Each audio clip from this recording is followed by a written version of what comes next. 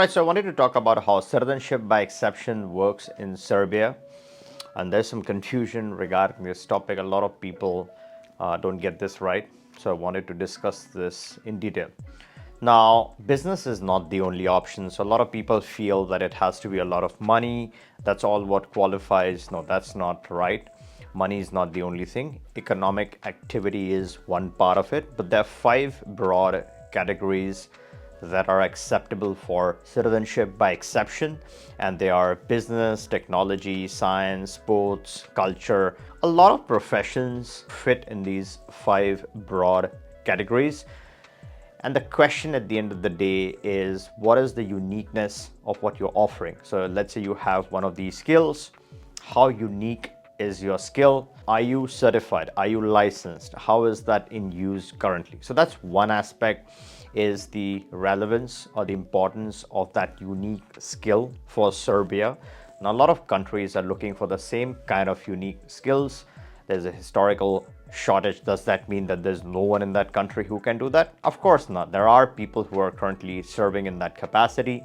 They're looking for more people, right? They're looking to enrich their society. So you are looking for that citizenship, or you're looking for that plan B. You want access to that society for a better life for you and your family.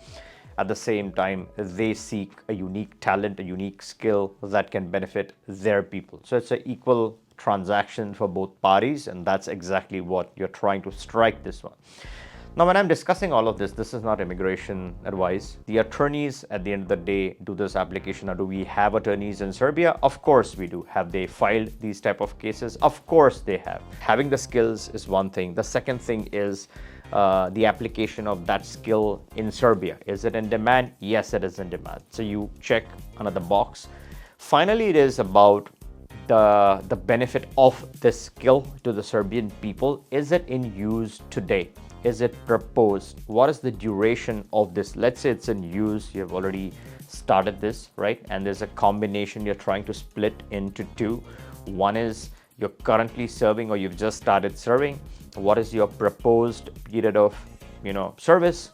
Are you looking to do this forever? Are you looking to do this for a certain time? What is the kind of impact that you're currently creating? What is the outcome of that impact? And based on the length that you're going to serve, what is the proposed outcome that you're trying to achieve? A lot of this is documentation, and everything is documentation. When it comes to evaluation, the couple of people who might be reviewing this, and what they go by is what you've achieved in terms of documentation, right? Everything has to be well formatted in the style that they're used to. And that is where I think the attorneys play a big role. Now, it's not something that only the attorneys get, right? No, it is a part of it. At the end of the day, your skill is best known to you. So you are going to play a very important, vital role in facilitating this process, right? Understanding your own skill, making sure that the attorney understands your skill. Then it's a matter of doing some research and investigation of how much in demand is the skill in Serbia. Again, the documentation plays a very important role. Historical research, current research, right? So yeah, the skill historically has been lacking in the country. Now you're trying to supply this, so you satisfy one set of things. Second is, what is the shortage and how are you proposing to satisfy this shortage? That is the second thing. So this has to be well drafted, well documented, and then finally well presented. And I think this is the most crucial step.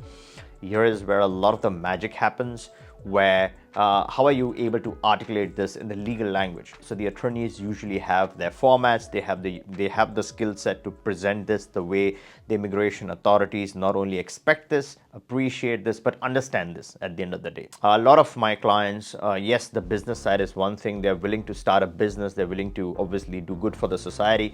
But a lot of clients might have unique skill sets in different areas. Maybe they're doing a job which is of high impact, high significance.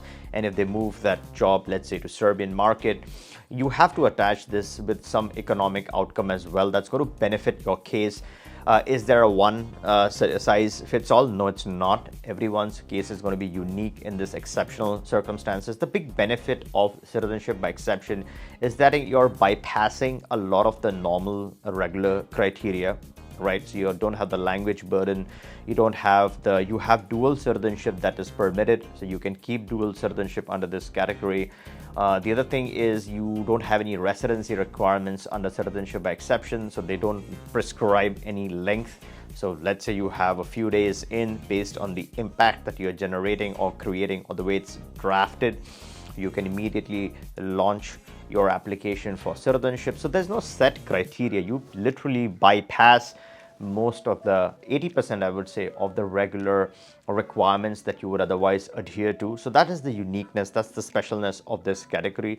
The reason why this category exists is to benefit the country and to you. So if you feel you fall in one of those 5 categories, second step is proving that you have professional experience in these categories.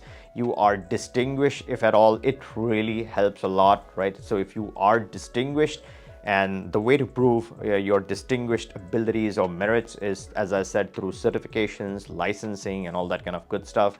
And then finally putting it to use. So you have all the great stuff, but then you want to benefit the Serbian market, Serbian society, you want to do good to the country. So that is where you got to structure this. You are already into it. And if not, then you start it somewhere.